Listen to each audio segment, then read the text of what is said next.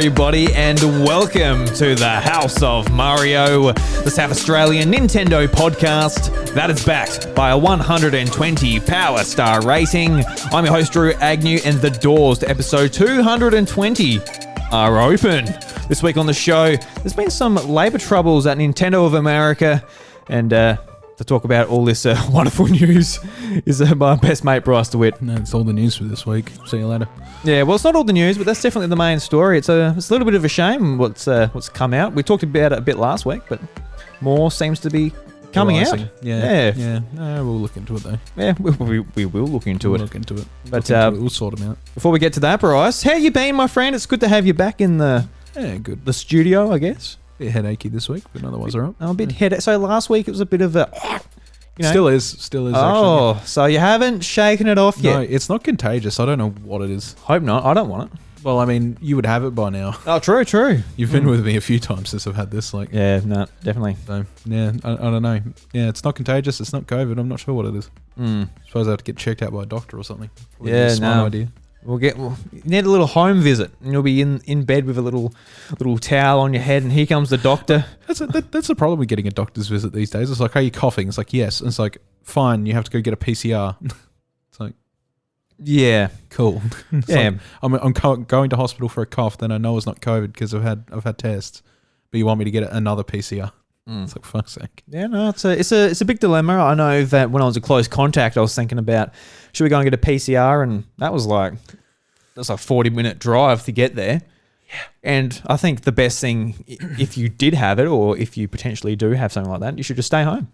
Well, that's right. And it kind of beats the point of the whole operation. Yeah. A lot of rules, just kind of mixing things up, yeah. But yeah, it's just irritating because it's like you want to get checked out for something that's COVID symptomatic type thing, but it's definitely not COVID. You know it's not COVID because you've already had tests. And then you rock up to a hospital and they ask you for your symptoms, and they go and get tested for COVID. And I'm like, I already have. And they're like, get tested again. And you're like, oh. You're like, it's fine. It's not COVID. It's just lung syphilis, okay? Yeah, that's right. I want to know about my lung syphilis. Please enlighten me. Let me in. Yes. Let me in. Yeah, I don't think the doctors would let you in with much of that. No, probably not. No, fair enough. Well, Bryce, I hope you hold up this episode. I'm sure it'll be fine. I know after last week you just had a big cough up afterwards. I was like, well, that's my boy. Get it out. Get it out, man. Yep.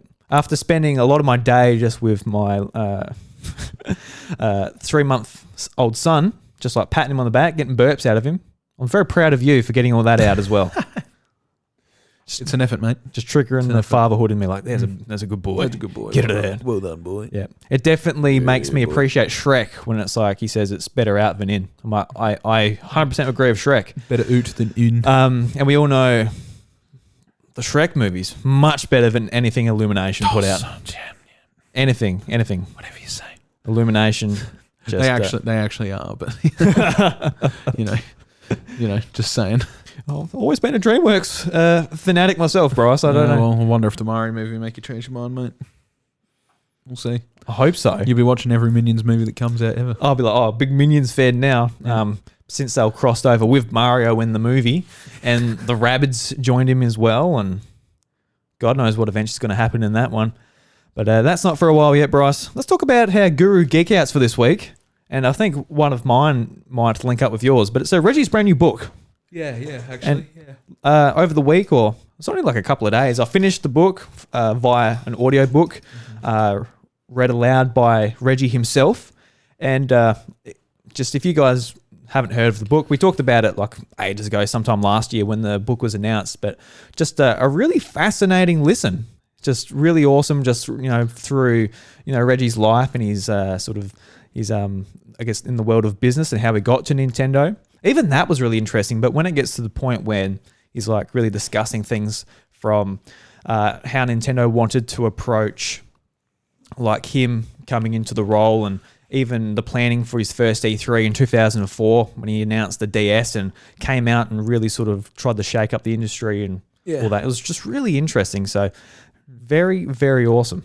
Yeah. I mean, I've been listening to it like at home, at work, like sort of slowly chipping through it. It's been a lot of fun, actually. It's been a lot of fun. It's sort of given me a lot more insight into sort of like not even just Nintendo stuff, but also like how he's grown on a corporate level and the kind of techniques that he used to sort of push himself up there. It does say stuff like, he was a little bit worried about jumping around jobs for a few years because he did that a lot. And I mean, we knew that anyway when we've talked about him before, I suppose, as he used to fucking rep for takeaway joints and then also repped for Guinness as well at some point. So he was doing that too. He just had like so many short experiences. Yeah, jobs. And just listening to it all in a condensed package like that, it really goes to show that, like, when you think about things you want to do in life, like, I want to do this. Feeling like I'm going to go to university, then apply and get it. Yeah. But so many of these successful people just they took a path that they didn't even know where they were going to end up. Reggie never expected to land at Nintendo. It was a recruiter that reached out to him to basically head up their marketing, and then it led to being the president of Nintendo America. But Reggie never set out to be like put in that role. No. Which is really interesting. And he just has a real passion for growing businesses and like the fast-paced nature of it. It's just really fascinating. Just it is a big recommendation to anybody that likes video games at all, or wants even life lessons from the experiences he's had. It was just absolutely awesome. I actually want to go and re-listen to it. It was awesome. Yeah. But we will be actually doing a book club on Reggie's book with Josh from Nintenvania on Encore at the House of Mario. Really looking forward to that. And when I organised that, because when I was talking to Josh on his podcast, he said he's going to read it. I'm like, let's do a book club. That'll be fun. And now that you've read it, you're more than welcome to jump on too, Bryce. Yeah, I might do. Yeah. Yeah, I think we're... See where the time takes us. I think we're organising it for Monday night. Monday night? I think. Yeah. Okay, yeah. No, yeah, we'll see about that. Yeah. Yeah, but just big recommendation. Yeah, it's good. Pick it up on an audiobook if you like. You don't have time to sit down with a book. Said to Jade, I'm like, you've got an Audible account, right? She's like, yeah. I'm like, cool. I'm like, I've got a book that's coming out that I really want to listen to. She's like, what is it? And I explain. She's like, oh, okay. And she knows Reggie because memes and us. Big obsessive husband. And I'm like, I just want to, I want to listen to it. And like, it's an autobiography or whatever. She's just like, oh, it must be a pretty short book then. I'm like, what do you mean? She's like, well, the audio's only 8 hours, 40 minutes long. Yeah. She's like, I'm listening to one that's 26 hours long at the moment about Helter Skelter. And I'm like, yeah, I'll stick with the 8 hours. I'm good. I don't. Yeah. See, it's too much for me. I've been wanting to get back into reading for like a while, and I talked about how when I watched the Harry Potter movies, I was thinking, look, I should read these books. So I was considering reading them. I was like, well, that's such a massive time investment over multiple years. I'll check out the audiobooks. Yeah. And each book's like 80 hours. I'm like, oh, Jesus. That is an investment I'm not making here. I'm like, yeah, probably. Incendio, said Harry Potter in his chirply little voice. And you're just like, did I have to know that? Well, it's narrated by Stephen Fry. It's actually really well done. Well, yeah, because Stephen Fry's, he's badass. Anything Stephen Fry narrates would be good. But but I'm very much enjoying it too. I'm coming near the end of it. I'm in the last 2 hours, which is good. I should hopefully be done by Monday. Yeah, there's a bunch of like news tidbits and that have come out of, I guess, Reggie's talk with Jeff Keighley at the end of the book as well. There's like it was pretty much a podcast interview at the end of the audiobook. So if you're interested in that, I'll definitely probably recommend the audiobook as well. Yeah, no, just fantastic. Audiobook is a really good way to consume it, to be honest, because not that I don't care about some bits, but some bits sort of I just gloss over. I'm just like, yeah, okay, fair enough. Like you did this. Because there's some bits where it's just like, yeah, I did well here. You're like, brilliant. But then like when he gets into the real logistics of stuff, like when he was dealing with like the Wii Sports pack-in issue and stuff like that, where like he's actually sort of describing how that event went, and then stuff with like he talked about the brain training stuff as well, which was really interesting actually. It was, yeah. Like that's something we don't think about much because we weren't like big brain training fans. No, that's right, yeah. We weren't the audience for it, but basically in the book they go into, Reggie goes into when the game got localized in North America, how they had to incorporate Sudoku in it to actually make that audience more interested in it. Yes, that's right. Where Sudoku wasn't really, isn't really even a game in Japan. Yeah. It's really popular in the West though, and it sort of like fits the style of analysis that brain training fits, because brain training is like an actual thing in Japan, like by a famous headed doctor.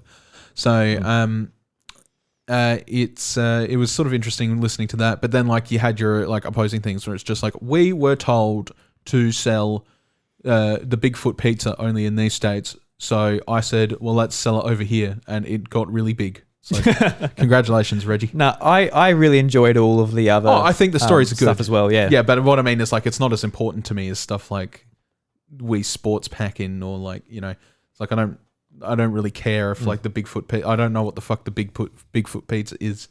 Yeah, well, that's the thing. I'm not invested. Yeah, well, when it comes to obviously we're Australian, so when it comes to some of these American companies doing things like, well, we never got that here. We can't quite relate. Yeah, that's quite right, as much. yeah. We got Pizza Hut definitely. That's all that I mean by glossing over though. Is Yeah. like, I don't have to like hyper focus my attention because I'm like I want to know about this. At the time, I went on like a 2-hour walk just listening to it, Yep. and I didn't even care where I was going.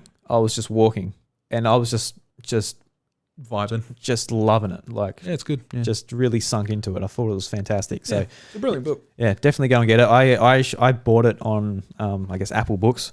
It's like $21, Yeah. and obviously Audible or whatever. Audible's Get it free with your subscription. Yeah. If you use a token or whatever. Yeah. Yeah. No, fantastic. And this week as well, my gaming PC rocked up, Bryce. It Very did. excited. Yes. Bryce helped me put together the parts, and PC manufacturer put it together. Yep. Because I didn't want to deal with all the graphics card shortages and stuff, and I thought it would just be easier to someone else to put it together. Do it in one bang. Yeah. And from what I can tell from my very amateur eyes, looks pretty good. It's Runs pretty well. Very, very, very pretty Yeah, looking so- unit. So I'm really enjoying playing a couple of games at the moment. It's just next to me right now and just mass downloading a bunch of stuff on Game Pass. Yep. But playing like Forza Horizon 5. It's going to be a big crypto miner. Ultra wide. Yeah, that's right. Well, watching a documentary the other day, just like someone's set up a server farm with all these graphics cards. I'm like, and Chantel's watching. I'm like, that's why I can't get a fucking graphics card. Yeah, that's exactly why you can't get a graphics card. It's me. I'm just like, I just want to play some Spending a Forza. shit ton of money, but like at the same time, just like Christ, man. Yeah. Ugh. Well, they make like, I think each card makes $30 a day, according to To him. Yeah, it's a lot of money. Yeah. So like, if you've A lot of got fucking money. if you've got thousands of them, hundreds of them, or however many you have, yeah, adds up. But Yeah. really enjoying it so far. I can't wait to have it set up. I've just made a trip to EB Games and back. I got a brand new racing wheel. So I've already got my, I guess, gear shifter as well for it. Nice. So I'm going to have, once it's all set up and ready to go and stuff's downloaded, you're going to shit your pants. it's going to be so good. And Yep. hopefully eventually down the track when I save up some money for a Oculus Quest Have 2. you got your pedals? Yeah, it comes with pedals, yeah. Oh, good. Yeah. Good. No, Okay. I wouldn't just get the wheels and no pedals. I was going to say, yeah. Yeah, I was going to say that'd be a bit awkward. Yeah. But yeah. So I ended up, I forgot the exact name of it, but it was a Logitech 923.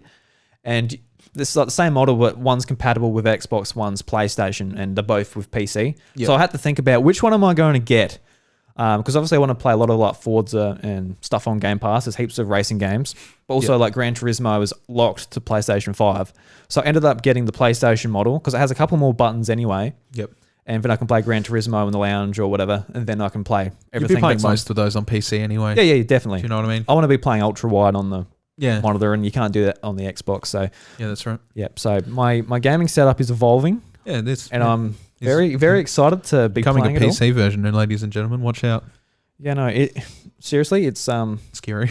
yeah, no, it's happened. Buddy Drew and his PC gaming here. Oh, yeah. Did you think you would see the day, Bryce? No, I kept telling you for a long time too, but yeah, never thought I'd see the day. And you know, I almost had you there for a bit, and then you went and bought a Mac Mini, and you were like, "Oh, this is nice." I'm like, well, the thing is, for a long, like for a while there, like I didn't need a gaming PC to push better graphics. So I was playing a lot of third person games and just your, I guess your typical AAA game that's on your Xbox or your PlayStation, as well as occasionally Switch. But now that I'm like, I want the ultra wide. I want to be playing racing games with a lot of mods, and just my needs changed. Yeah, as far as what I wanted to play. So yeah, and that's understandable. That's why I jumped into That's it. fine. Yeah. Yeah. So I'm happy that I got it now, because if I got it earlier, I would have not have. I don't know, the graphics card might not be as powerful or something. I don't know. Might not have paid as much. I don't know. That's true. Yeah. So it is what it is. We're here now, Bryce. It is. Yeah. It's rainbow at the moment. I don't want to keep it rainbow. It's a bit obnoxious. It's a bit much. What do you reckon? Do you like the rainbow? Do you like it just white or put some red in there? I don't know. We have to figure it out. You'll have to fuck around with the settings and see how it goes. I clicked on because it's just on 24/7 at the moment because it's just downloading and my internet's slow. I'm like, how much power is that taking? Just this fucking rainbow just glowing in the room, just downloading stuff. It's probably... I put a strip of LEDs behind my desk just because I'm like, I wouldn't mind the ambience. So I just like put a cheap strip of LEDs and like stuck them along the back line of the desk, and my kids won't leave them alone. Oh, right. Like here's they're like the remote, and they're just like, it makes a big difference. Like if you're in the dark and you just do like a nice like blue glow, it just adds nice ambience to the room. Nice. Yeah, while you're playing your game. So I would like to do it to more. So one day, but because on my other desk I had a strip as well, but now I think the bloody computer's going to glow the whole room anyway. The way it's going, so we'll see if I need one. Yeah, fair enough. So did you have any Guru Geek Outs you'd like to point out this week? Yeah, I guess for anybody that did pop into my stream, my last Breath of the Wild crowd control stream on, what was it, Wednesday? Thanks everybody for jumping in and taking a look. The good news is I've managed to retain all the VODs, I think. So I've downloaded them all, and I'll start cutting them up and probably upload the full thing, or because I don't really have the patience to go through and just like cut individual clips out of them and then sort of stick them all together or whatever. For the full experience, I might do it one day, but for now I'd just like to sort of get it all up on YouTube or what have you. So we'll see how we go. The other option is that like I've got another person who did my entire first stream, so he might go back and do more. So if he does, what a legend. But for now though, it was a absolutely brilliant stream. I put on a little bit of showmanship for fun, and introduced some new streaming tools, which was fun. That was fun to play with as well. You could throw things at me. It was a lot of fun. Yeah, because Bryce streams very late here in Australia, so yeah. And I've got to sync up my time a little bit with Lucas. So I popped in and I just saw like all of this stuff being thrown at his avatar. I'm like, I don't know what's going on here, but I did pop in to mention that I did subscribe to his Twitch with my Prime sub, which you guys can do too if you want to show some support to Bryce. And you have an Amazon Prime subscription. Yeah, if you're not using that Twitch Prime subscription, I'll appreciate you. Definitely, yeah. It's a couple bucks my way. So how did it turn out? So you beat Ganon. I beat it. Yeah, I beat it. And how did that turn out with all the crowd control stuff going brilliant. on? Yeah. So actually I didn't have too much trouble. I had one person that had been saving points just for me to take my glasses off for the final fight. Real pain in the butt that was. But I think I started to acclimate to like some of the things that were a little rougher in the early game, like the ability to stop me from moving entirely, for example. That was really hard in the early game, but I just learned ways to counter it in the late game, sort of thing. So I managed to actually figure it out, which was good, and I sort of got through it. It didn't take that long to beat Ganon, which was kind of also like a pleasant surprise, but also like at the same time. But sped through Hyrule Castle. Could people trigger lightning? Yeah, they could. Under there. That's crazy. That'd be really fun to see. There was a lot of things like the second to last stream for this one was probably the worst one because it was at Death Mountain, and Death Mountain unfortunately cancels out like a lot of weather effects. So rain doesn't work there, lightning doesn't work there, changing the time of day doesn't work there. Stuff like that. And then they're the fun effects to fuck with, because like I'll be scaling a cliff and somebody will turn on the rain, just like fuck. Do you know what I mean? And so like that wasn't happening very much last stream, whereas this stream, because I was just running around Hyrule collecting all the memories and sort of doing the story stuff before I ended the game, people could still sort of fuck with me then. It was it was fun. It was probably the highest interactivity stream since the first one, because like the first stream was one of those things where people really latched onto it. They're like, oh, this is awesome. And I was happy to provide that sort of thing. But obviously with subsequent streams, like it loses its zing a little bit. It's still good, but it's not like that first discovery of like, oh my God, sort of thing. So I was like, for the last stream, I have to introduce a few things. I like opened up my chats in Discord. So I put up a stages so people could jump in and say hello on stream and stuff like that, and went through it. And by the end of it, I had some like most of my regulars in voice call with me as I was finishing the game, and we wrapped it up, had a quick chat afterwards, and Yeah, ended it. It was really good. It was one of my best performing streams. I kind of expected it to be honest, because it was promoted the fuck out of. And it was just a positive experience overall. But I'm a little sad that it's over, if I'm honest, because it has been like my first major step into really pushing my channel. And for the last 6 to 8 weeks, I can't remember exactly how much. You could have really eked out Breath of the Wild, surely. Hey? You could have really eked it out, though. It could have been a real long game. You could have spent absolutely 200 hours just going around getting hit by lightning. There's no way I'm going back and doing like the Koroks and all the shrines and stuff like that. First of all, that's impossible anyway because of the method that you need to have for crowd control.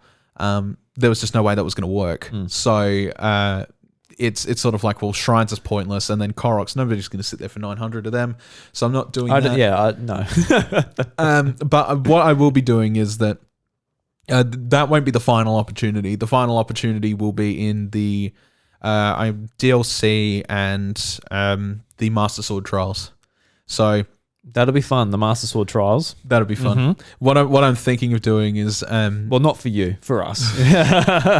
what I'm thinking of doing is the DLC. I'll probably do the DLC, and I'm thinking about doing Tarrytown in the same thing, because the DLC is not, it's not crazy to do. It's just one hit obliterator. It's like a 2-hour romp sort of thing, and then I can just do Tarrytown and like get Link's house up and going. It's not too hard to do.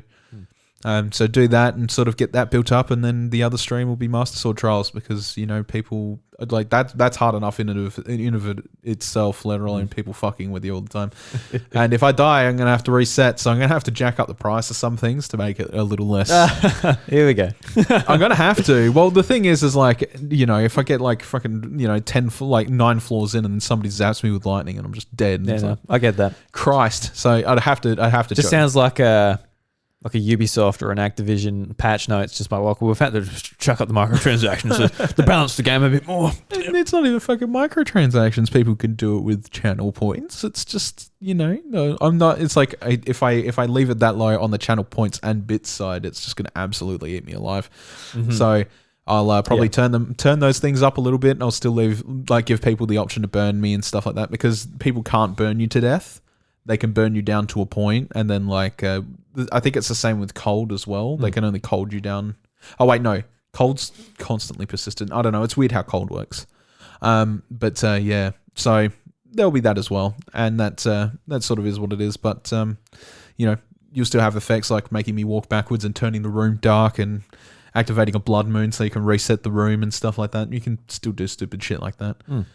So we'll sort of just see how it goes. Yeah, because you've had like a good amount of people watching you, and yeah. Usually, when you're doing Smash Brothers and stuff, you had like myself and a couple of other guys from the Discord, for example, playing with you and stuff. But where did these people come from? Were they just interested in what you were doing? Was it the VTubing side of things that partial people were coming to you for? Like, I'm just intrigued, like why it just exploded straight away. So apart from being a fun idea, but yeah.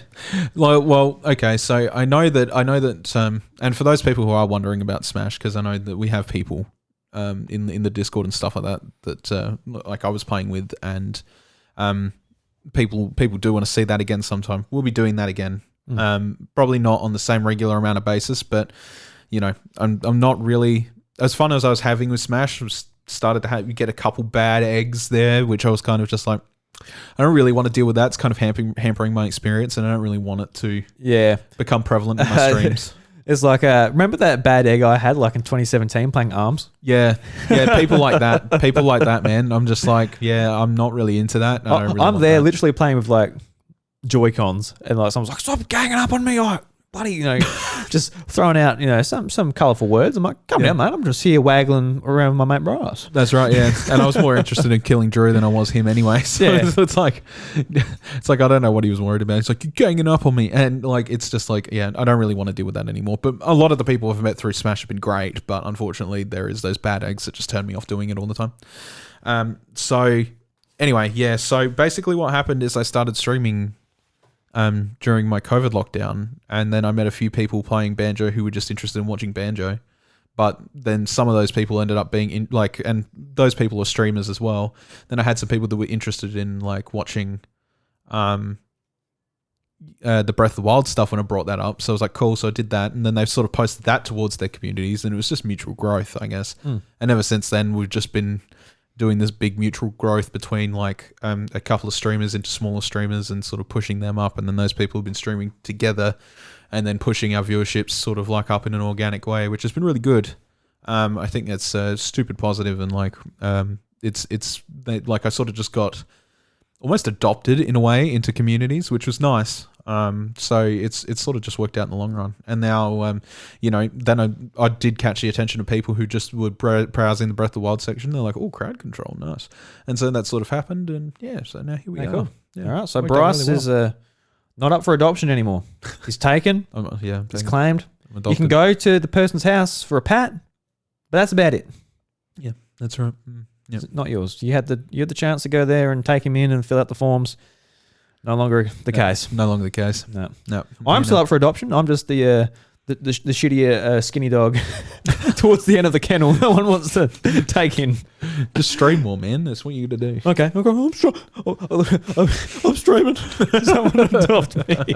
No, I think I will be streaming a bit more now. But now that you've got a nice big PC there, man, there's no reason not to do it. Like this computer has so many lights. Surely it will work now. Yeah. No, dude, it's a lot of fun. Yeah. It's good. Absolutely. Yeah. Don't know. Haven't been playing much on Switch at all. I've just been like mucking around stuff on PC, but I'm really looking forward to Strikers, and more like Strikers news has come out. I didn't catch the trailer, but I'll have to watch it later. Yeah. Yeah. No, it looks pretty interesting. Hopefully Next Level Games kicks it out the park, if you know what I'm saying. Yeah, well,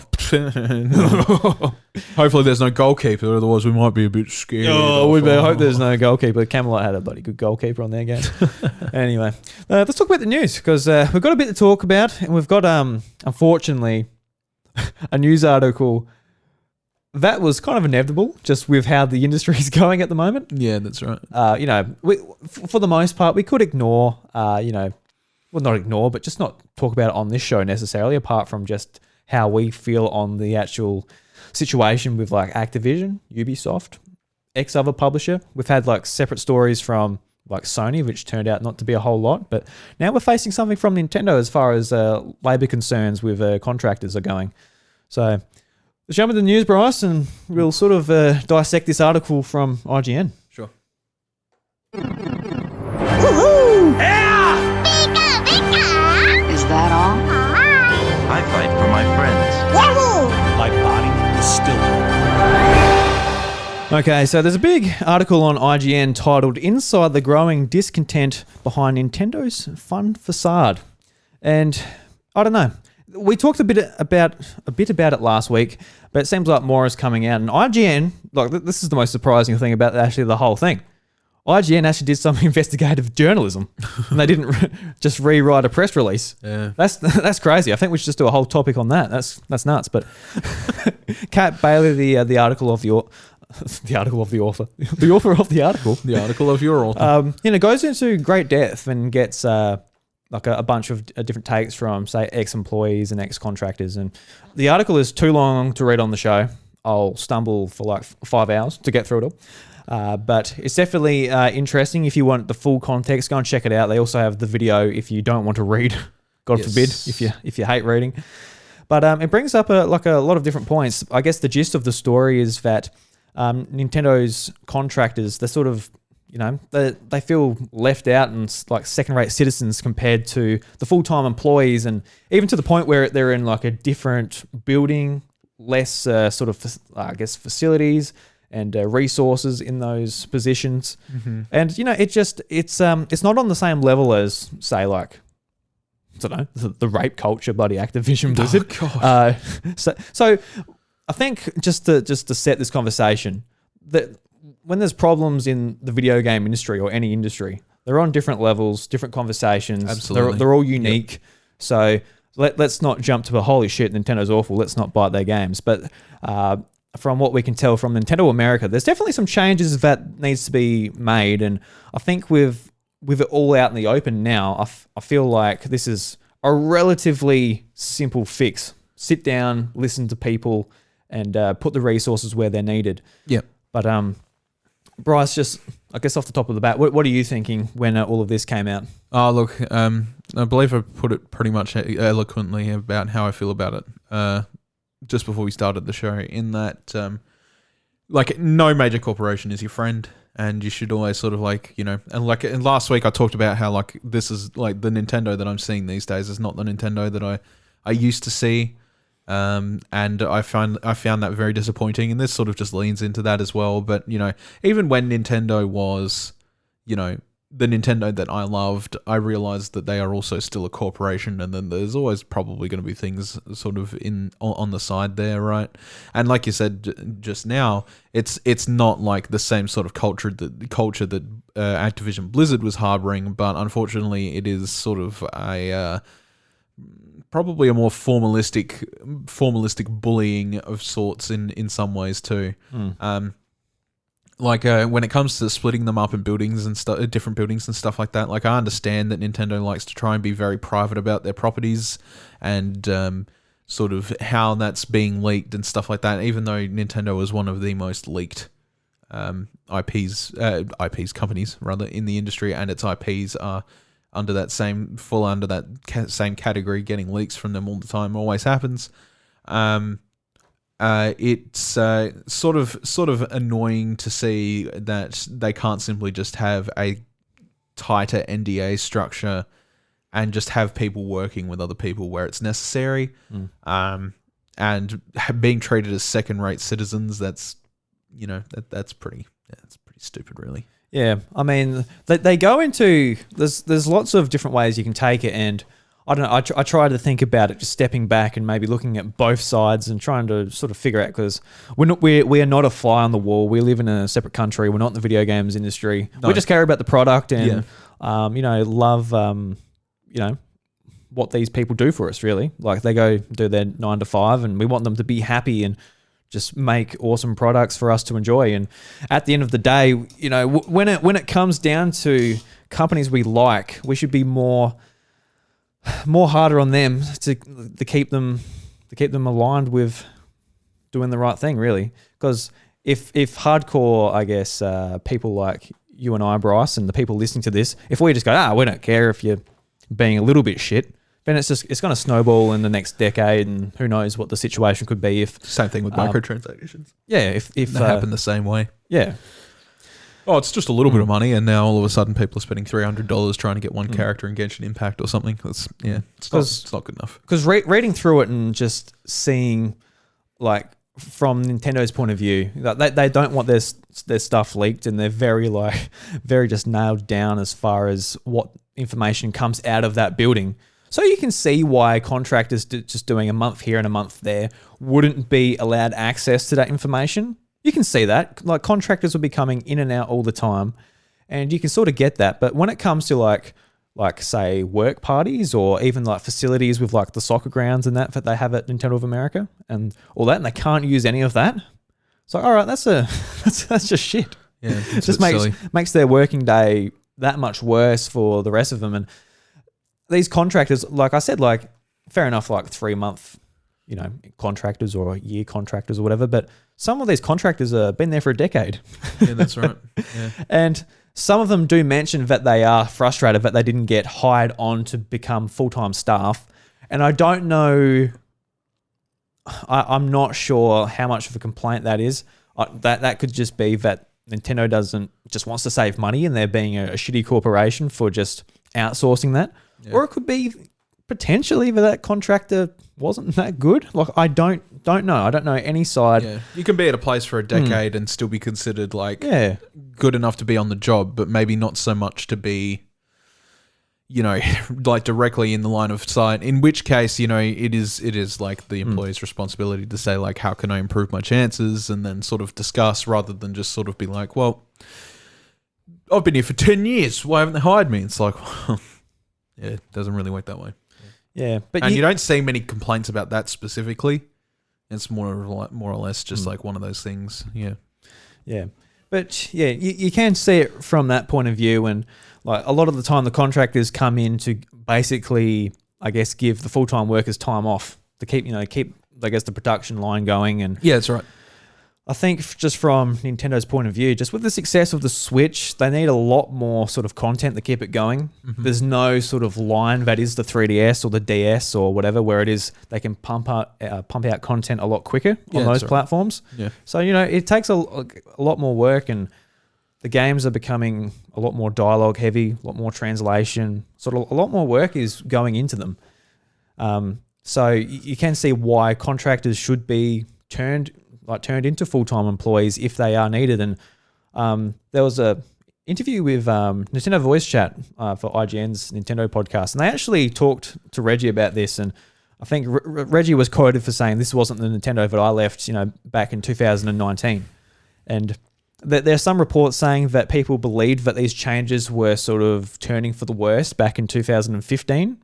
So that was in Reggie's time. And whether that is sort of Reggie just not being, he's obviously at the very top, so he wouldn't know what every single contractor thinks. Like, even if he wanted to, he couldn't. Yeah, that's right.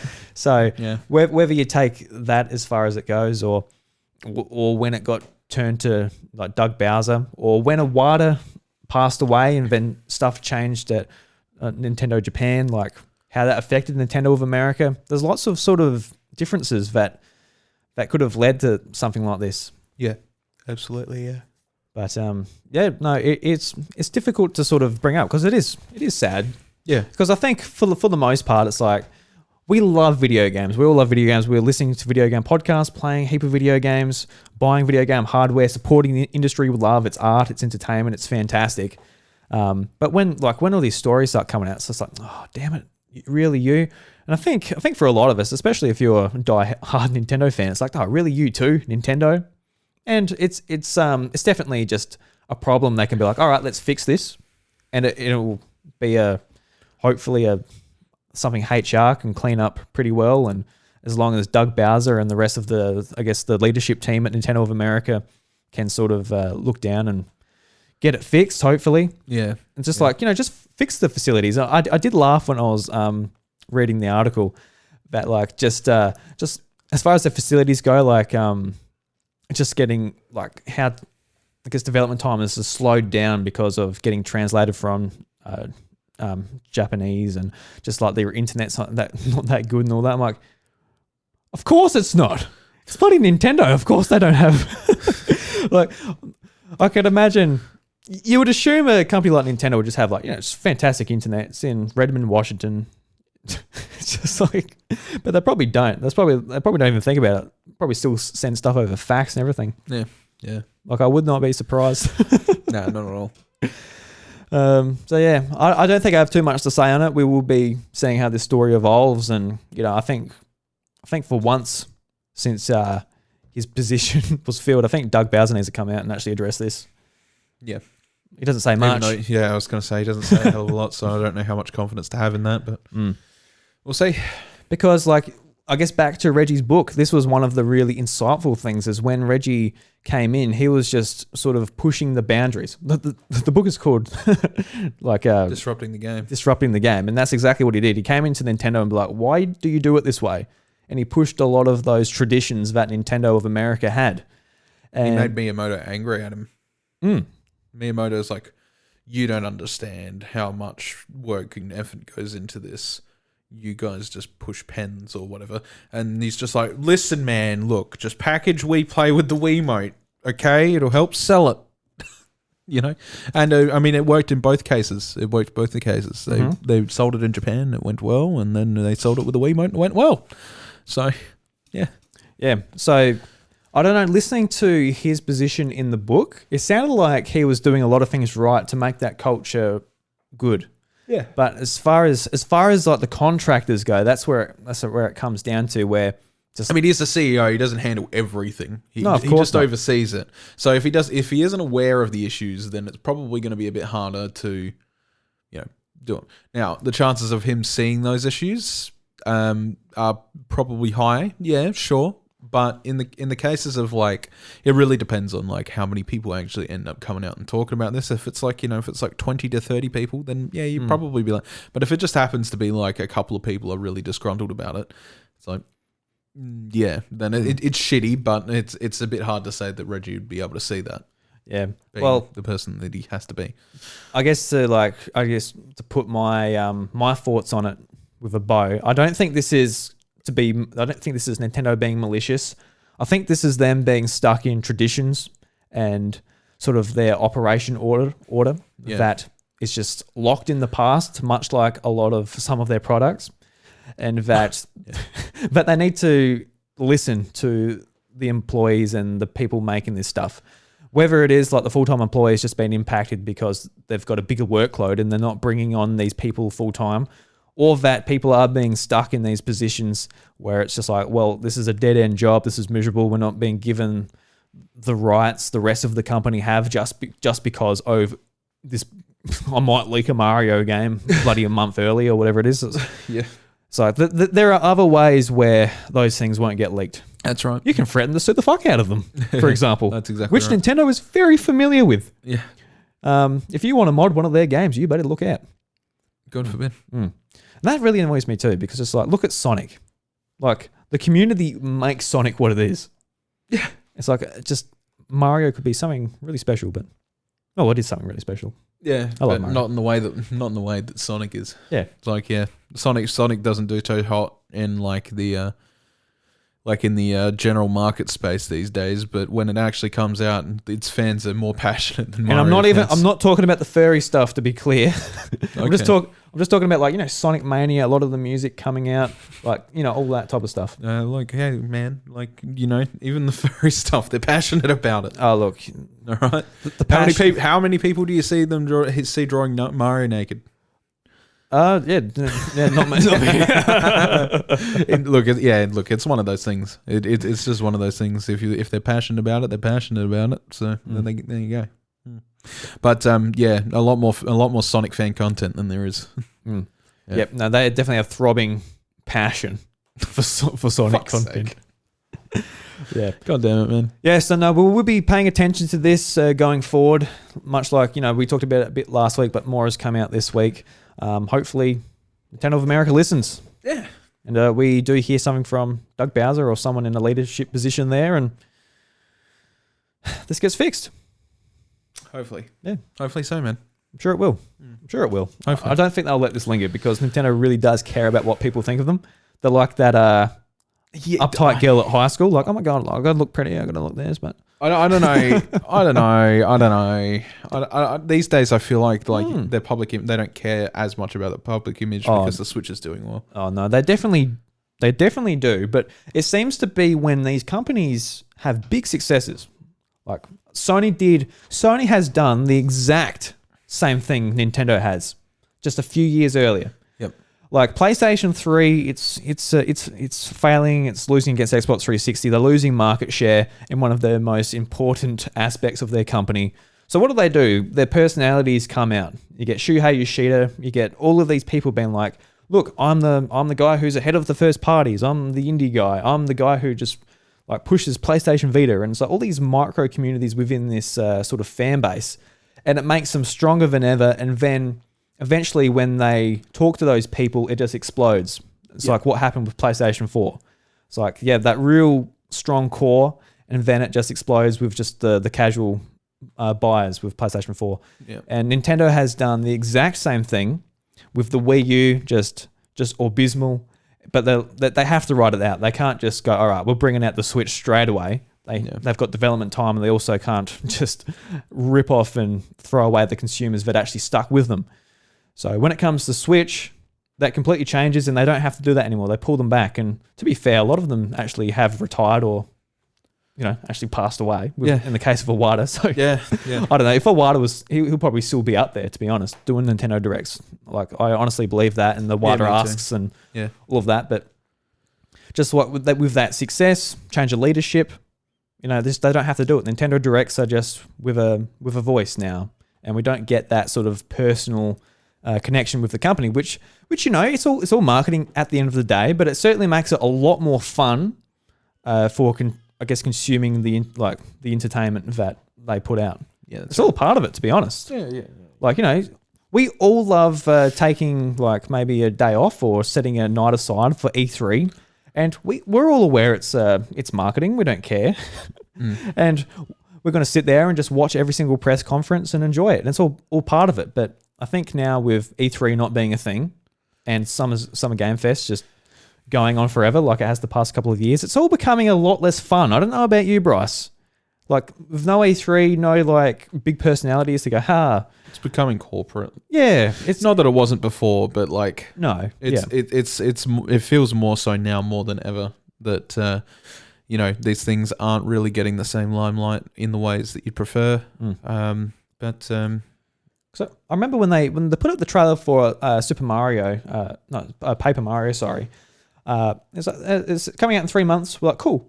Like that's actually kind of a neat way to announce some games, just randomly on Twitter. It comes out, but I don't know about like every single one. I don't know. It's a bit sucky, really. Yeah, it is really sucky, but yeah, hopefully we can see. I'm glad they're being held accountable now. That's the thing. I think that's the biggest thing is things are starting to get held accountable. Does that necessarily mean that does that really mean that it fucking takes lesser up of a thing, or what have you? No, not really. The problem is they've been doing them all these years, and now that they can finally be held accountable for it, it's probably a good thing. But hopefully that's a trend that continues. I would prefer that trend to continue rather than it not, but we'll see. Yeah, definitely. So stay tuned for some hopefully positive changes in that. All right, so moving on, we got an article from Vooks.net, and it's titled, Rest in Peace, the Nintendo experience at EB Games Swanston Street has closed. And for international listeners outside of Australia, this is basically our Nintendo World Store in Australia. I've never been. You have. You went with me. I was there with you. You have been. No, I don't remember it. No. You have. We went there. No. You sure? I'm certain. I do not remember any. I look at these pictures and we did. No way. We did. When? Like at PAX one year. I can't remember what year it was, but we went there. We've had 2 PAXs, and one of them I don't think I walked into an EB Games. I don't think I walked into a single EB Games. Bryce, even if we have been there, I'm not going to argue because you can't remember it and you won't be able to talk about it. You can't remember it either. You just said, I swear. I'm pretty sure we did because I remember saying we should go there and record an episode with my portable I remember recorder. you saying that. Yeah. But I don't think we've ever been there. Yeah. Oh, I've been there anyway.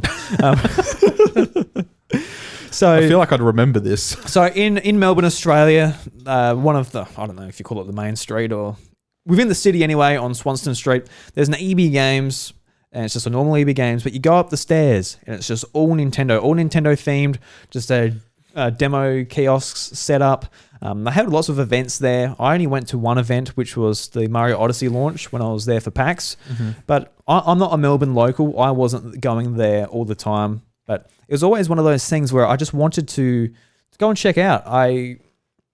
This must have been when I was in high school sometime. I went for a trip up to Melbourne with my mum to watch El Devo. El Devo is a really nice opera group. My mum really likes them, and I actually really like them as well. Yeah. So we went up and watched them, and when we were at the concert, I'm looking around. It's either old people or the only boys my age had their arms over each other kissing. So it was either you're either gay or you're old.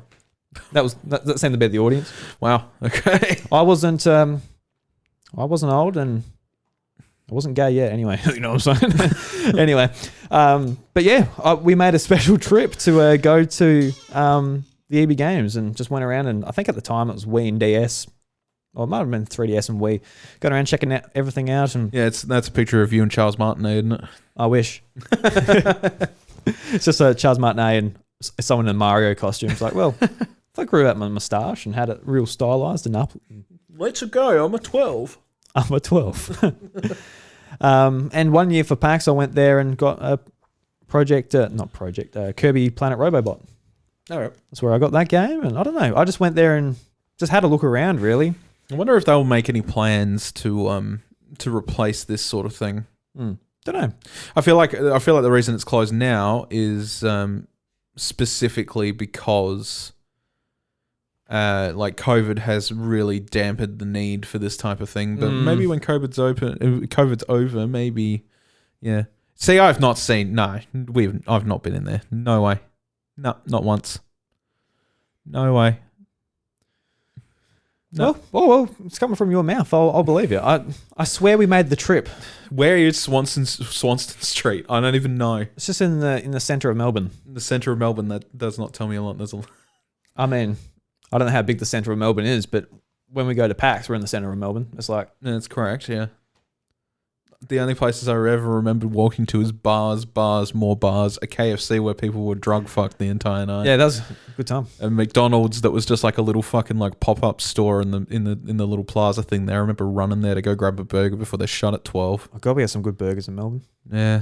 Ridiculous. Yeah, we did. Yeah, you're not wrong. Let's get some more context. So obviously a lot of the team at Vooks, they would live in Melbourne, so they have a lot more time going there. Yeah. So what does the article say? The article reads, the closest thing to a Nintendo store in Australia has closed as of last weekend. The Nintendo Experience upstairs within the EB Games Swanston Street in Victoria has had all the stock removed, lights off, and the area is now roped off. The area was used for Nintendo events, midnight launches, celebrity signings, tournaments, a museum. Oh, the museum was awesome too. Yeah. It had like every console laid out. Never seen it then. And a retail spot. Was first opened on Saturday, December 6th, all the way back in 2008. 13 years. The upper level was filled with classic Nintendo consoles on display and a space to play games with friends to try out new games.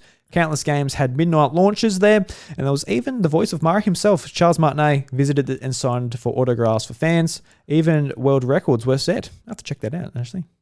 Revamped twice in its life, most recently in 2018 when the Switch launched. It's been a Nintendo's fans' place for a long visit for a long time.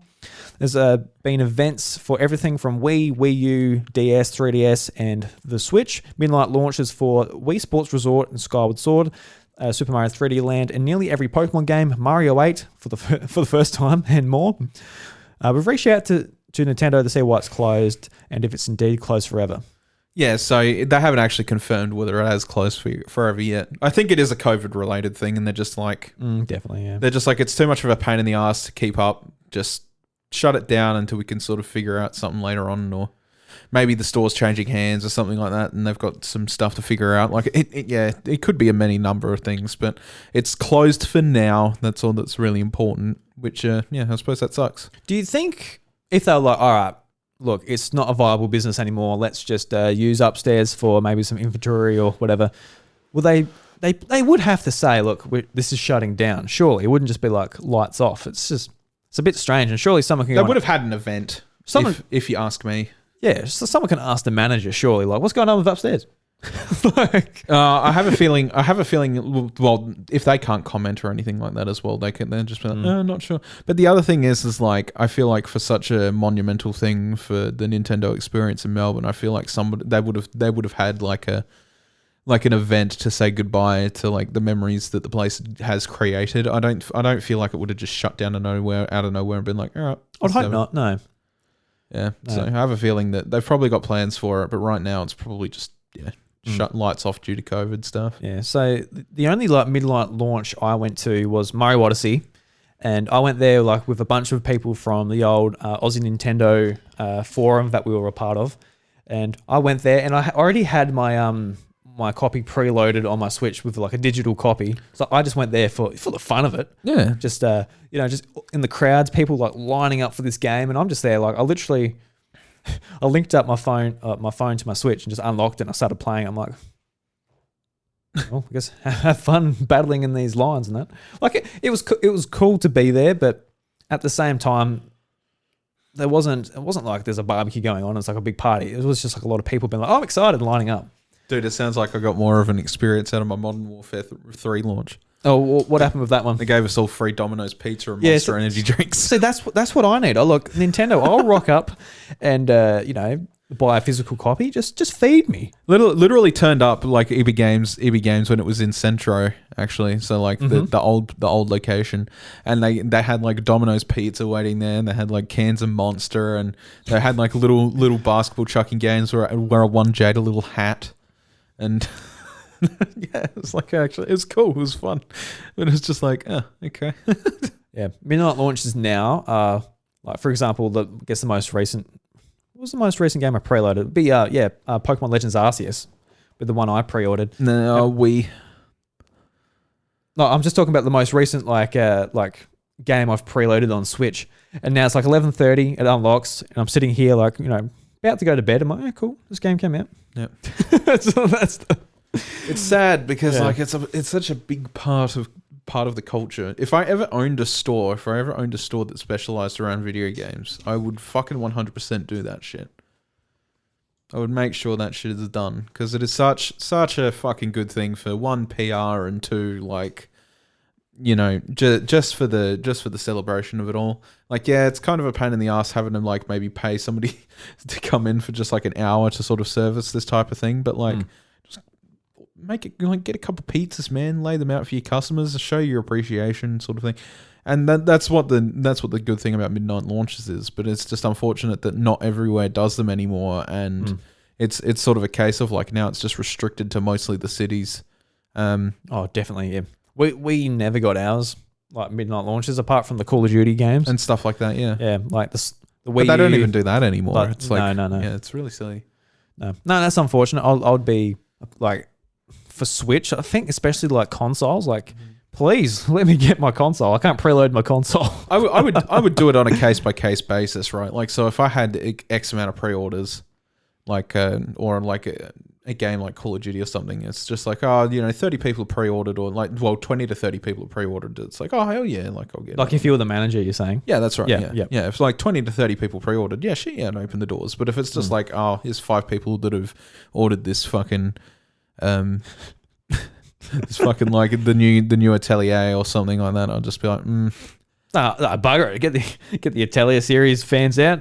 Just like but for yeah, I know exactly what you're talking about. 5 people, just financially viable for your business. Yeah. Like, but, I mean, technically, it would be financially viable anyway in the long run. You know what's more financially viable? What? Just selling it in working hours and not getting up late. Yeah, that's what they. I'd be playing it late already anyway. So who gives a shit? Yeah. Do you know what I mean? Like if it's like Breath of the Wild 2 comes out, that shit would already be in my Switch. I'd already be fucking playing it. So stock's coming to the store like a week prior. I'm like, I'm already playing this. Yeah, don't let Nintendo fucking know that. Of course not. I'd have a Switch that's always offline. Yeah, no, but definitely. like that's the thing. Is just like, oh, you'll be the one breaking street date. No shit, no. Absolutely not. Oh no, no. Oh. They gave me my copy of Ocarina of Time 3D. I remember that. Shit, remember that? I remember that. I was like, fuck, really? I was so jealous. Yeah, they gave it to me a week early, and I was just like, sweet. I'm like, what is there to ruin, really? It's like I got it a week prior and all that shit. But then like you're just on the internet, everybody. But like Zelda is chic. I thought, no, Bryce. But then like embargo dates and stuff like that as well that I've had with review copies. Like the most I've done is said to friends and stuff like that. Like, yeah, it's good. Or it's not like wow, here is all the major details of the book. Like I'm not interested. Like our EB Games would never break a Nintendo Street date these days. Could you imagine that now? Yeah. Jesus Christ. I remember the dude got in trouble for giving it to me early. Did he? Yeah, he did. I was there when he got in trouble for it. I'm just like, I just said to the other guy, I'm like, mate, the game's fucking 2 decades old. I'm like, I'm not going to spoil anything on the internet. Don't worry about it. I don't think they care at all about spoiling it on the internet. I think they care about the possibility of being blacklisted by Nintendo and not getting any of their games or platforms. Well, I'm not going to tell Nintendo that I have it. Are you kidding? Yeah, you just ring up their I just turned off my fucking online for a week. It's fine. You ring up their supply chain in like China, like, hey, I actually got this early. It's like, fuck, we're not sending it there again. How the hell are they going to know what fucking EB Games I got it from? Where did you get? They come to my door. Where did you get this from? Remember the Nintendo ninjas? They will smell you out and just be like, "You paid full price for our game a little bit early, you bastard." You got the special edition with that really plastic ocarina. Yeah, I did. Yeah. That was such a weird special edition. It's a nice special edition, but it wasn't like a Nintendo one. It was just like one EB Games put together. Yeah. It's just so weird. It's just like, just put it in like a really bootleg, it's like in a bootleg box. It's weird as hell. Yeah, it was good. But it was just one of those things. So what I'd like to do is that it was actually Zach who posted this in our Discord well, even before Vuxen, a few of these websites picked up on it because he must have went there or saw someone tweet about it. Yep. And him being, I guess, a local Melbourneite, has had a few experiences there. And I'd like to talk to him about it on Encore at the House Mario if he's interested. So if he said he was. Yeah, if you're listening, Zach, I'd love to talk to you about it. He said he was in the Discord. He said he'd be interested to talk about it. I'd like to hear your stories about your time there because I love going there when I was ever in town. But it's all right. Well, now you know what we got to do. We're going to open the Nintendo experience at EB Games, George Street, Millicent. Oh, look, you laugh, but we would have a lot of fun. We would have a lot of fun. We would have a lot of fun. Absolutely, we'd have a lot of fun. Can you imagine someone comes in, it's like, yeah, do you have a Princess Peach amiibo? I was like, no. What are you talking about? We just got like 100 copies of Kid Icarus Uprising for your Nintendo 3DS. That's about it. Would you like to play Kid Icarus Uprising? We've got the game, just no game cart, but it has all the 3DS stands that came with that game. That's all we've got. Sometimes. Yeah, absolutely. I've got enough Switch lights to open up a store for demo kiosks. Yeah, that's right. So that's something we could think about. All right, let's move on. This isn't really doesn't really affect Nintendo at all, but this is pretty. It could potentially. Yeah, it definitely could. Mm-hmm. But just wow. Embracer bought Crystal Dynamics and THQ Nordic. They were THQ Nordic. Damn, dude. Anyway, yeah. Yeah.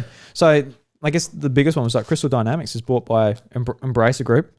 And along with all their franchises, Tomb Raider, all that. Oh, of course, and Eidos Montreal as well. Eidos, yeah.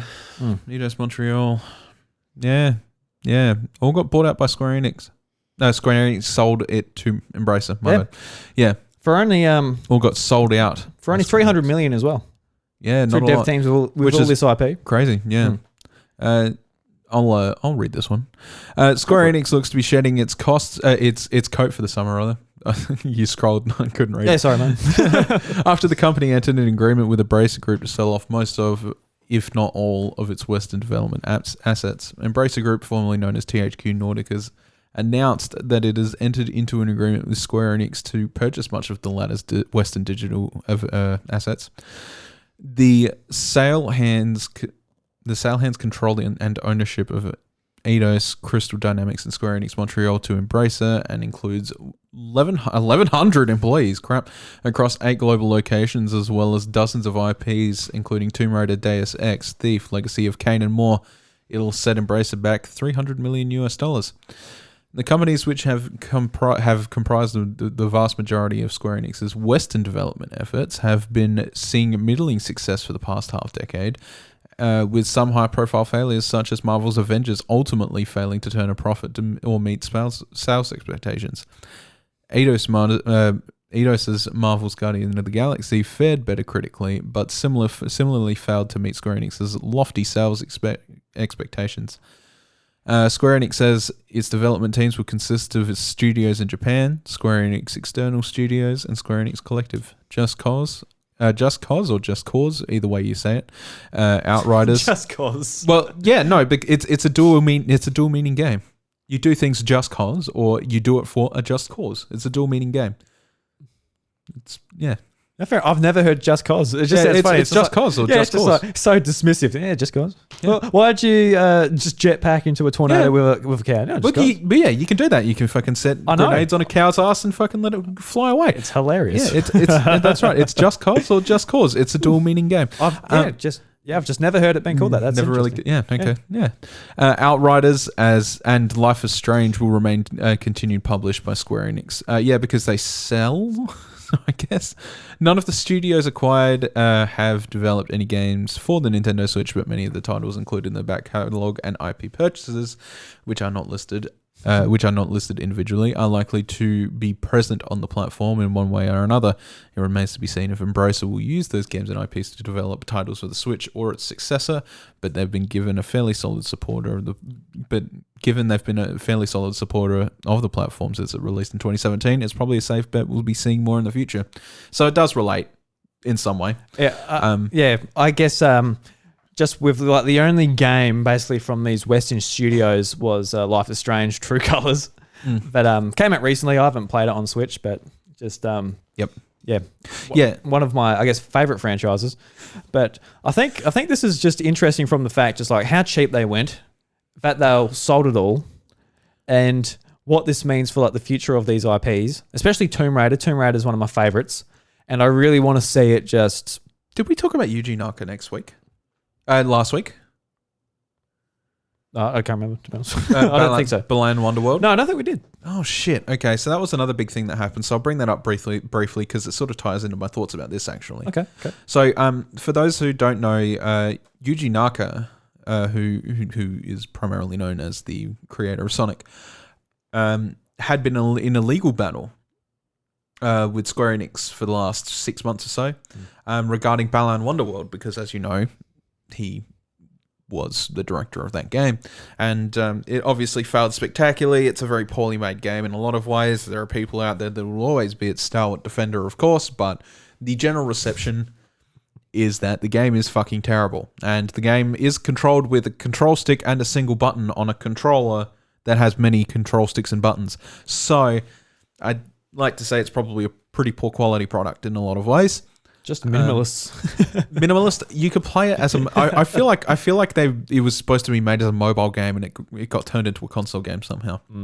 But the long and short of it is, Yuji Naka has been in a legal battle with them for the last 6 months, and that has just finally sort of come to a conclusion because he was the director for that project, and then 3 months before it's released, he was stripped of his title just for making business conversations with specific people. And Square Enix didn't like that, so they stripped him of that and took him off the project, and they released an unfinished product. Yuji Naka himself said it was an unfinished product. He was the director of the game the entire time it was in, except for the last 3 months. Mm-hmm. So you can very much believe it is a 100% unfinished product. And so it's really starting to form this image of Square Enix now that is basically, shit, you guys are really becoming the EA of Japan in a lot of ways. Oh, that's some words. I think it's pretty fucking accurate words, to be honest. When you think about like in recent years, like I would say Final Fantasy 14 is their most cared after product, as in its current time. And the reason it is their most cared after product is because, well, one, they put it in the shitter and it was costing them a lot of money in version 1.0. Then they brought Naoki Yoshida in, and Yoshida turned it all around. And they know if they do that shit again, they're just going to lose their cash cow, because it's a very, very good cash cow right now. But if you think of like Final Fantasy 15, that sort of went into the shitter. Anything Final Fantasy related except for 14, except for 14's rebirth, since Final Fantasy 13 has been in the shitter. And Final Fantasy 13 is over a decade now. Or is it a decade? I think it's over a decade now. Yeah, when it came out, I think the 2012 or 2013. Yeah, something like that. 2013, was that the third one though? Or was it? Actually, no, it was even further back than that, wasn't it? Yeah. 2011, 2010, something like that. So it's over a decade old. Yeah, definitely. So for over a decade, they've managed to flounder their highest selling series. Dragon Quest has done okay since then, but they don't release as many Dragon Quest titles as they do Final Fantasy titles. And then, Tomb Raider went pretty well on its first couple outings, and I think like it's sort of carried on that ever since. But that's just been sold off. Anything Western is being sold off now.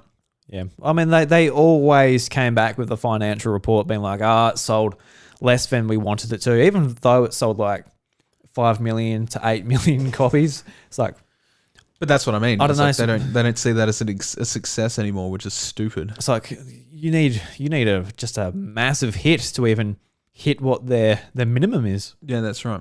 Yeah, and that's why I said they were sort of becoming the next EA, because they keep filling their shit. I mean, to be fair though, EA has their pipeline. They have their products that people can rely on each year, whether it's FIFA to be the same, or Madden, because they are the same. Yeah, and they sell a heap each year. But it seems like with Square Enix, they're like, they keep cutting corners. We want money, but we don't know how to get it. EA historically cuts corners. Square Enix are cutting corners. Right? So the problems most people have with EA are the fact that they've cut corners. Even with Battlefield 2042, how many people have you seen talk about 2042 after its first week? I hear a few people talk about it, but it's always just making fun of it. Exactly. Because it got an update recently that gave it a scoreboard. It's like, awesome. Yeah. Because it cut corners. It cut huge amounts of corners. Yeah. And that's what the problem with a lot of Square Enix titles have been in the last decade. Is like Final Fantasy 15. They're like, all right, we need it out. And they fucking gave their development teams harsh, like, they treated them like absolute shit. And the director for that game got treated like absolute crap. Even though he was thrown into a project that was already like 8 years old at that point, and they fired like 3 directors before him, just to get that game finished, and then that game will now remain eternally unfinished because they're not releasing every bit of DLC that was promised, so the story is never going to be complete. So they cut corners there, and they fired that they parted ways with him. They never gave him enough budget to do the work he needed to do.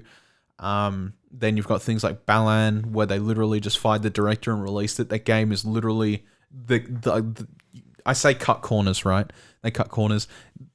Don't imagine that game as the cut, like something that there is a piece of product there and the corner's been cut off it. Imagine it the off cut of that corner.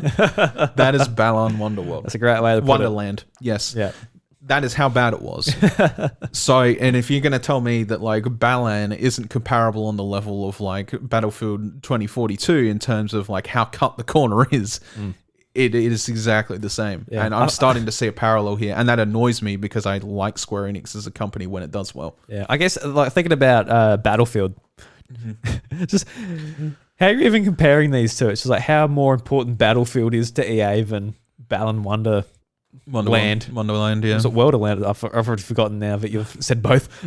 It's one or the other. I think it's land. It's land. Yeah, I think it's Balan Wonderland, and everybody's like, "Why the fuck isn't it called Wonder World? That sounds better." Because World is the sequel. That's what Mario did. Oh god, he explored the land and he went with the 3D world.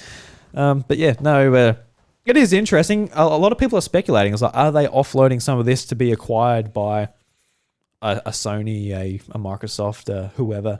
I don't know, but I think it's mainly like they're that desperate just to shred, I guess, these costs for a lot of these, these two companies are causing the publisher. So they're just keen to get out. Like one of the things they make note of in this article is like titles such as like Thief, Legacy of Kain, like those titles in specifics. Like I hear people say nice things about Thief.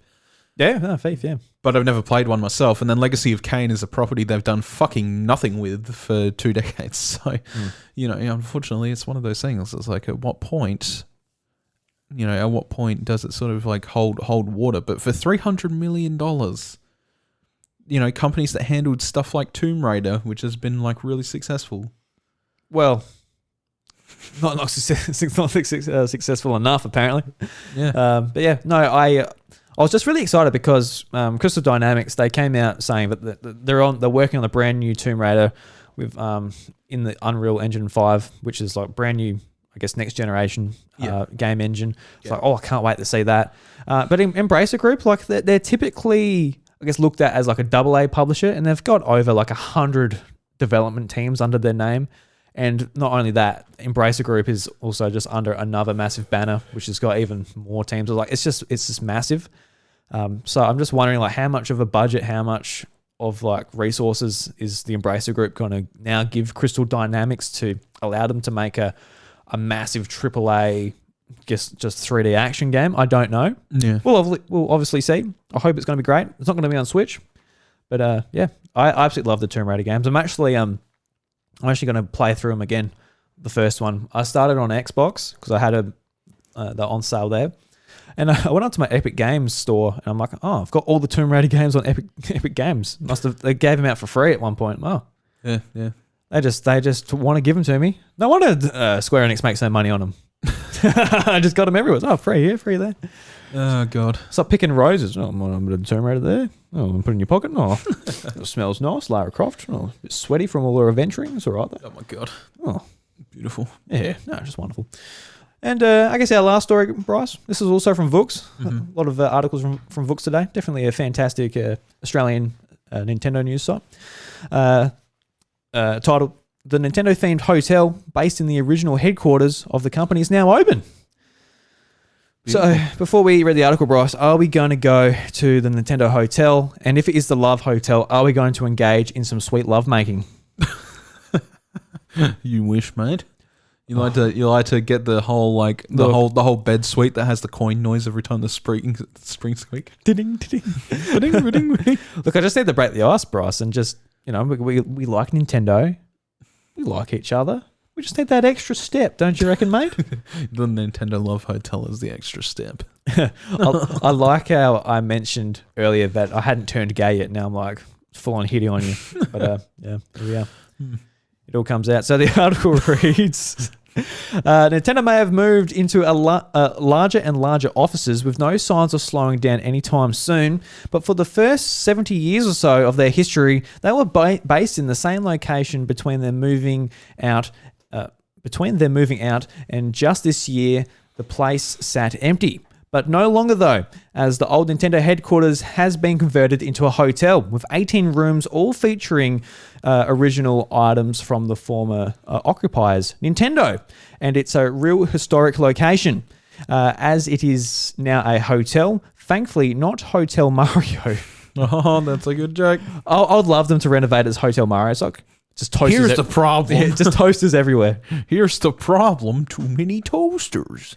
As you can book and stay and enjoy living in Nintendo history, just like Paolo. I haven't watched Paolo. I need to watch this video from the YouTube channel. Paolo from Tokyo did. Is that the YouTube channel? Paolo from Tokyo. Anyway, as you can. Yes, Paolo from Tokyo. So you can check out that video. Jesus Christ. Yeah, it's just, I don't know why that tripped me up. With restaurants, a lounge, and a secret library filled with items from Nintendo's 132-year history, it really is the ultimate place to stay for those die-hard Nintendo fans. Just be aware the average room rate is around $900 a night. Jesus. I assume that's Australian because it's an Australian site. Yes. Yeah. So be a bit cheaper for you Americans. It'll be like $1.50 for Americans, I reckon. With the it needs to be mentioned that the hotel is not affiliated with the company. Oh, that's a big ask then. Yeah. Yeah, so it's basically just someone bought it and be like, this was Nintendo, so we're going to use that to our advantage. Such a fucking pretty building though. Oh, look at that. Look at that. Yeah, just like all like the gorgeous. The old artwork just etched into like the side walls and everything. Into the side walls, and then you've got like the architecture itself. Oof. No, absolutely fantastic. So yeah, the video where they basically go through and check it out. It's about a 20-minute video, so I might check this out a bit later. But yeah, it's pretty cool. We will not be making love in there, Bryce. Though they will not. I'd like to go check it out. I don't know about stay though. I don't know if they'll let you just go and check it out. Yeah, sure, why not? Just like, hey, can we go and have a look at the room? Like, yeah, man, just come up. You get like the room which people can't afford but just want to have a look because they're big Nintendo fans. No, I just mean like go check out the building, man, and go see what it's all about. We should stay there and dig up the carpet, see if we can find any secrets. It's like, so I wonder how many people they're going to get visiting at $900 and $900 a night. I don't think they're going to get a lot of people. You're not going to get your typical just Western Nintendo fan going, oh, look, I'm a big fan of Super Mario. I don't think you're going to get your typical Japanese fan staying there. I don't think. No. I don't think they. Yeah, they'd be like, oh, this is cool. I'll work 50 hours a week when I'm having the time to stay here. Just the lounge area here with like everything on display, all nicely lit, looks awesome. But when it comes to spending a lot of money with hotels, I want spas and pools and saunas and stuff like that. I don't want a library, Yeah. Personally for me, when I'm on holiday. Yeah. All right, Bryce, that brings us to the end of the news. Let's go and check out the Red Coin releases. And we'll see what that's all about. What button do I have? Here it is. You did it. Oh, well, fantastic. You did it. Yeah. It's a nice button. So the first game is Citizen Sleeper, and you can get it for $27 on the Australian eShop. It's 10% off, so save that $3, eh? And the game is role-playing in the ruins of interplanetary capitalism. Wow, that sounds like fun. So, live the life of an escaped worker washed up on a lawless station at the edge of an interstellar society, inspired by the flexibility of and freedom of a tabletop RPG. Explore the station, choose your friends, escape the past, and change your future. Now, I have checked this game out when I was downloading stuff on my PC. This is actually a part of Xbox Game Pass. And I looked at it and went, absolutely not. This is not a Drew game whatsoever. This is like you're very much building like. But artistically, it looks really nice. It looks very nice, but as like, you're putting it's just like menus galore. It's just like a simulation putting together your space station. I'm like, absolutely not. Yeah. But it looks great if you're into that type of thing. Looks very pretty. Yeah. Yeah. Art style is very nice. Next up is, I actually know nothing about this one, Wildcat Gun Machine. You can get it for $17.60 on the eShop. It's on a 20% discount, so save that cash instead of paying $22 if you're into it at launch. And the little description here is Wildcat Gun Machine is an explosion roller coaster ride. Wow. It's a bullet-hell dungeon crawler where you take on hordes of disgusting flesh beasts with a wide variety of guns, giant mech robots, and cute kittens. All right, they won me over the cute kittens, but please tell me more. Explore sprawling maze-like dungeons and liberate giant mech robots from demonic elder gods. Enemy encounters are challenging and specifically designed, not randomized. Not any of that Dead Cell stuff. All right, none of that. To provide difficult combat puzzles. All right. Might end it there. Let's have a look at the game here, Bryce.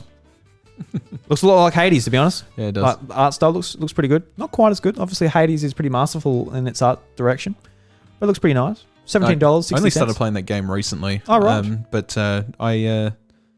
Not to outshine this, but like I put a little bit of time into it before I had to sell my Xbox back, and I'm starting to see why people love fucking Hades so much. It's really good. It is. It's really good. I played it for a couple of hours. I'm like, this is fantastic, but I haven't gone back to it yet. I will though. It's a bit disheartening when like you finally beat the first boss. Like, sweet. Then you get past it, and I was on such a good run. I was like, holy shit. And then all the way back to the end, and I could beat the first boss again. I'm like, I don't know if. I don't know. I mean, I'm okay with it if the game is good. Yeah, and the game is good. Yeah, absolutely. And this one I put on there for the name alone. And Flycat. I talked about how the cats really almost sold me on the last game, but this one called Flycat, you can get it for $1.50. Oh my god! And oh my god, it's a deal of a lifetime, ladies and gentlemen. It's 80% off. It's usually $7.50 on the Australian eShop. But the little description here is hyper casual. Unlock new cats as your score gets higher.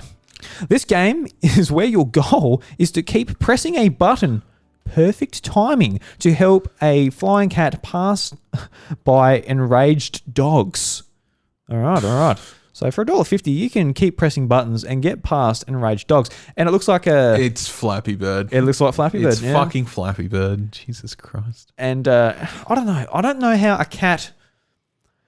Look, they've really got to work out the storyline with this, because I don't understand how a cat is just flying through the air like this. At least Flappy Bird, no, it's a bird, it flaps, but fly cat, no.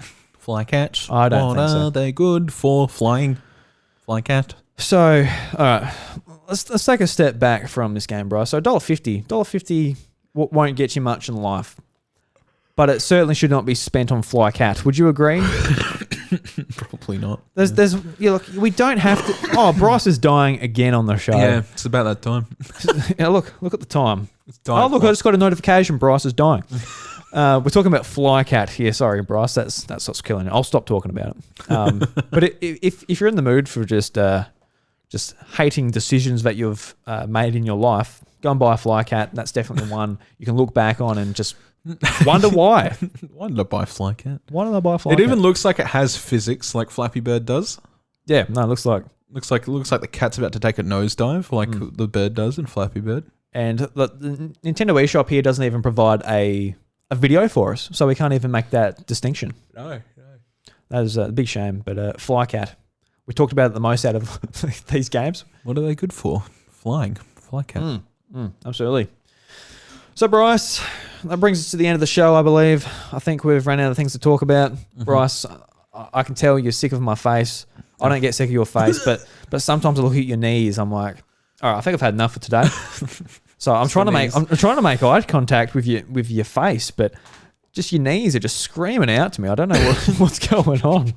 You got little mouths.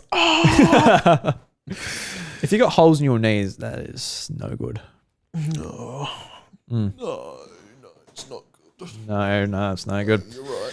So everybody, thank you very much for listening to episode 220 of The House of Mario. If you want to stick around for an encore towards the end of this week, you can catch it where I'm talking with Josh from Nintendvania all about Reggie's new book. Be a bit of a book club. Be a lot of fun discussing all of the little tidbits coming out of that. Bryce might join. You might not. I might. We'll see. We'll see. Yeah, absolutely. We'll see. And just a bit of a thing about Encore. It's basically it's another podcast trying to grow on its own feed. I do cross-post guest episodes on there. A lot of the episodes are just with me. They'll just be on that feed. But I cross-promote the guest episodes on this feed as well because I want you guys to hear it. I want to help grow that show as well. Yep. And just want to make it worth the guest time. Well, that's the other thing too. Is just like having that guest on there. It's just like, oh, the exposure is nice for everybody. Absolutely. Every facet. So yeah. So regardless of where you listen to it, I know it might be frustrating sometimes if you see it double up in your feed.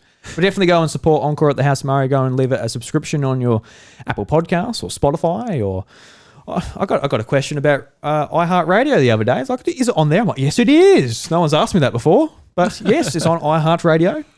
Just any podcast service. If it's not there, well, let me know and I'll put it on there. If it's on... Yes. So even on Google Podcasts. Who listens through Google Podcasts? Not even Google. No. How hard was it to get it on there initially? It was kind of a pain in the ass. It was. Had to go through a VPN initially. Google. Google Blodcast. Anyway, guys, once again, thank you very much. Appreciate your time. And the doors to the House of Mario are closed. I'll catch you later. Sayonara.